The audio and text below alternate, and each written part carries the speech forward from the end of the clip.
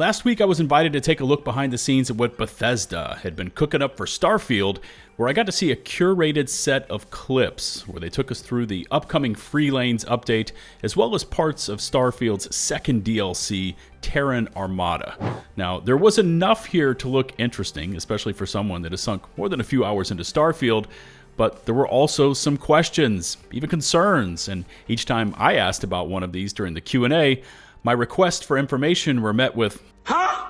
What's coming, and more importantly, what should you expect?" Well, that's what I want to get into today. If you're new here, please consider hitting subscribe, and let's jump into what's coming from Bethesda in April for Starfield.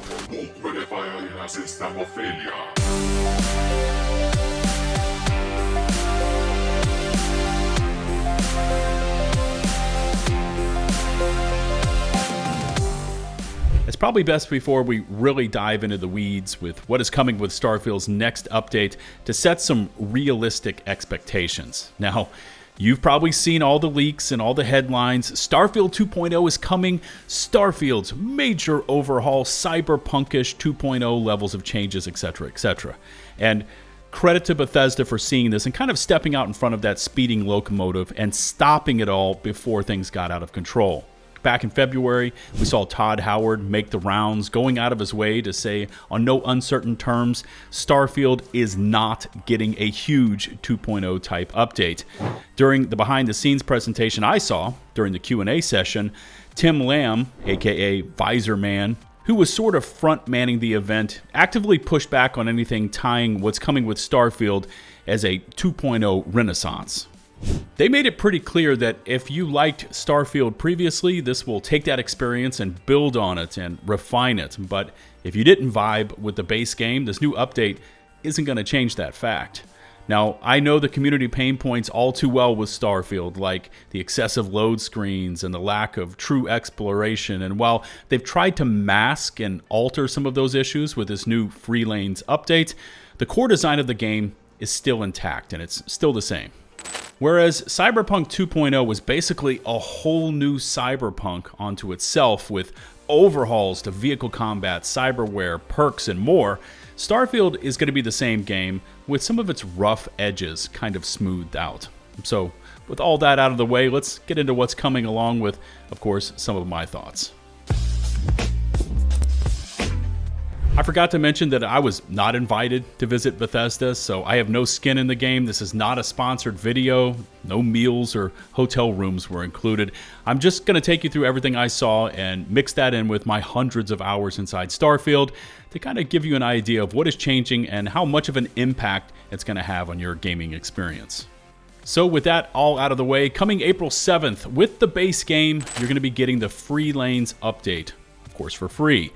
Also on the 7th, Starfield's Terran Armada story DLC will drop, and if you already own the premium edition of the game, you're going to be getting that for free as well. However, if you don't own the premium edition, Terran Armada will set you back $10.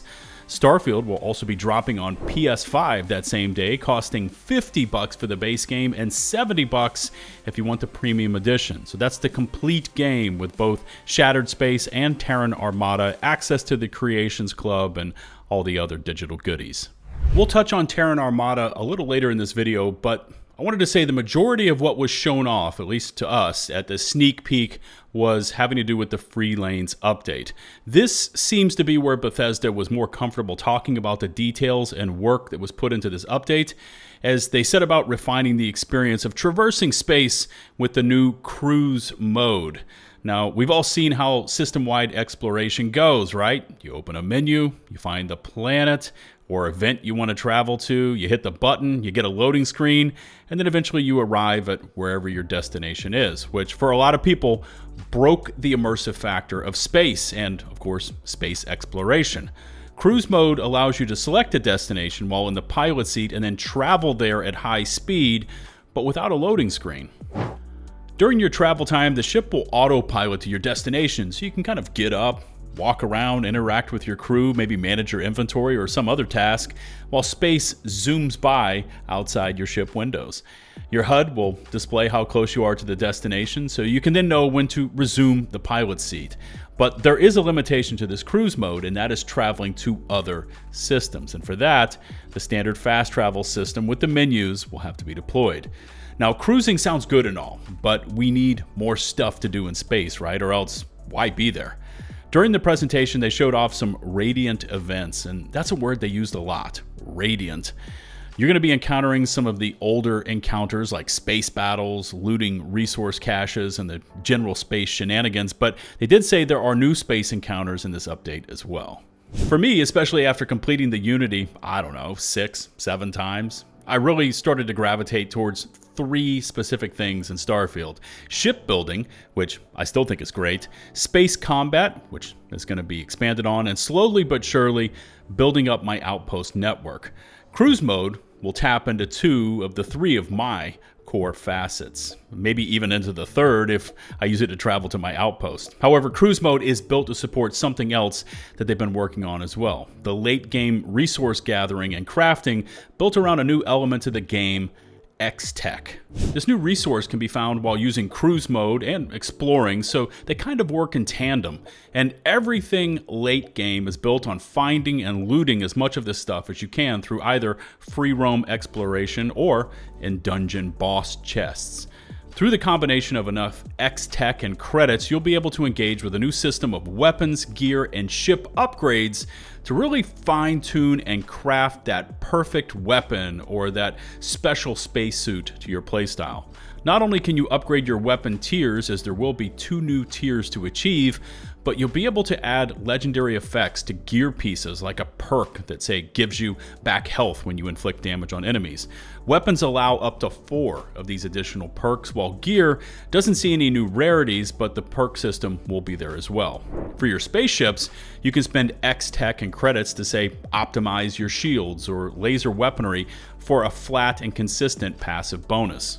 Speaking of ships, during your fast lane cruise mode travels, you'll find rare ship modules you can add to your existing ships, like the cloaking device you find on your Starborn ship when boosting, so you can actually equip this to your standard ship, hop into cruise mode, and cloak around the system while traveling to your next objective or exploration point.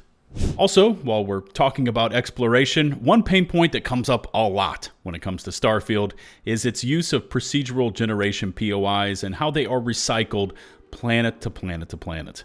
This new update is said to bring in new POIs to the pool of available sites, while the game's internal systems will put previously encountered POIs on a longer cooldown timer, so apparently you won't see them as frequently.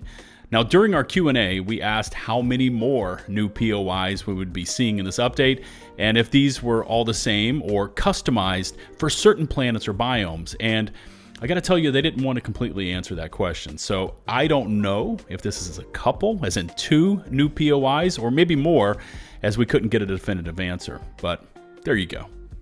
One point that the team did touch on is that there is a specific POI where you can steal a new moon jumper vehicle that apparently has an insane amount of boost, allowing you to basically float around for a while, speeding up exploration, especially on low gravity planets. For anyone out there that is engaged with the Unity on multiple run-throughs, you know the issues of losing everything you've already acquired to start anew, and apparently the team at Bethesda has heard that one a lot. So they've added in a new vault of sorts that persist through your pass-throughs through the Unity, called the Quantum Entanglement Device, that you can stuff weapons and gear into before you make that Unity journey, so when you re-emerge, you can still have that perfectly crafted weapon or gear. The only items I think you can't place in this device would be, say, like quest items, which would probably break your next playthrough. One item I know I really don't use all that much are my Starborn powers. I have a few I kind of alternate between, but I tend to stay a bit more grounded when I'm traversing or, say, in combat. That said, this new system coming to the game will now allow us to upgrade our powers through the use of quantum essence, and it sounds pretty interesting. So now, instead of traveling to each temple and going through it over and over again, you can use all the quantum essence you've looted from killing Starborn or destroying their ships to upgrade your powers.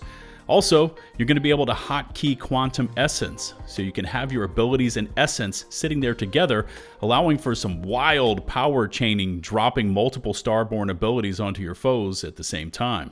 For players that aren't really that much into outpost building, there's a new elevated prefab module you'll be able to craft, which includes everything already in it, so no looting items and placing them and spending all that time rotating them. You know what I'm saying. So you can skip the hab building process entirely. Instead, just hitting the planet, dropping your hab unit, and getting straight to the business of exploring or resource mining. Coming over from Fallout, Starfield will also be getting a series of collectible action figures that you can either find sealed or not sealed in their boxes, giving you a passive character bonus. Now, in terms of immersion, it's something small, but it looks cool, as we can place the sealed figures either on a special display shelf, or if they're unsealed, in a new action diorama scene showing them in action along with a series of sound effects to go along with it. As someone that has multiple outposts and needing what feels like a bazillion different elements and resources, knowing what is where gets to be a real hassle. Free lanes will usher in a shared outpost container system, so if you build this thing at your outpost, it's going to be available at any of your outposts as long as you build it at all of them, which I think is very useful. Speaking of a useful system we've needed for a very long time, Bethesda is adding a full database feature to the game. So you can access this and say, find your outpost, and then from there, travel there. Maybe you need a rare or specific resource. You can check it out in your database, and if you've previously found a planet that had that resource, it's going to show up in your database. You can select it and fast travel straight from there. As much time as Bethesda spent showing off the new Free Lanes update, it spent far less time when going into anything to do with the upcoming Terran Armada story DLC. Now, from what we could see and kind of theorized, this new faction leans heavily into robotics and are highly advanced. However, IGN did post a brief write-up on their origins, saying that they believe themselves to be the true children of Earth, made up of members from the Freestar Collective and United Colonies who vanished before the Colony Wars. After Shattered Space and how poorly that was reviewed by the player base, both for the $30 price tag and also just for how incomplete and short it was, lasting 5 to 6 hours tops, I tried to ask how Terran Armada would compare to Shattered Space in terms of scope. But like all of my questions, it was held for review. The one thing they did say is that it's going to be $10 and it's going to be a smaller, story-driven narrative. I also tried to ask a follow-up question about the excellent Watchtower update crafted by King-Gath Creations, and if our fleet we build in that piece of content would be compatible with Terran Armada, or would it be disabled? And at this point, you know what response I got. The final pieces we did get to see and were discussed about Terran Armada is that we will be encountering enemies with new legendary perks, whereas you may kill this boss, but then his death drives all the robots around them into a frenzy, which I think sounds like it could be an interesting mechanic.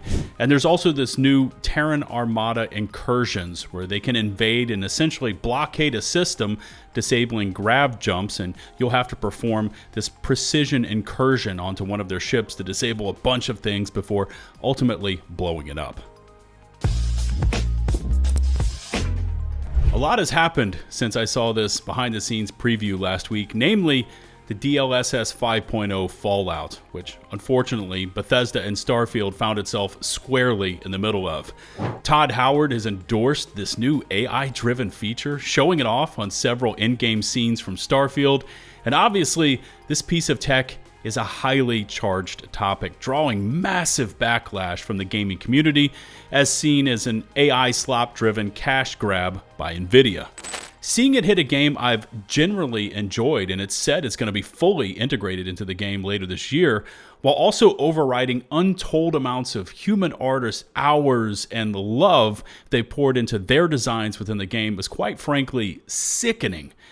Big tech is all about AI, which, as we've seen, comes at the price of real people and real people's jobs. Not to mention, it's off-putting to see this AI at work as it attempts to overlay the natural look of a character's face with this horrible, unnatural lighting and more. I mean, it's just bad. That's all I can say about it. It's freaking bad.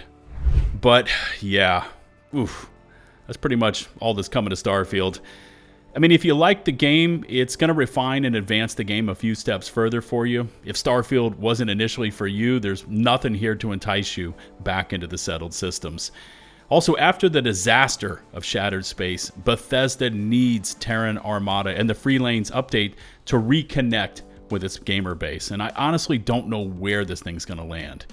If you're on the fence about picking up Terran Armada, I'd recommend to sit back and maybe wait for the reviews to come in, but here's where I turn to you, my viewers, for your feedback and questions. Drop a comment about anything Starfield, and let's get a healthy discussion going. Remember to hit subscribe and to ring the notifications bell to receive my future upload alerts. If you're on mobile, please swipe right to hype this video. And before I sign off, a massive thanks goes out to all my hardcore channel members. Until the next one, this is 𝐓𝐿BuzzLitebeer, signing off.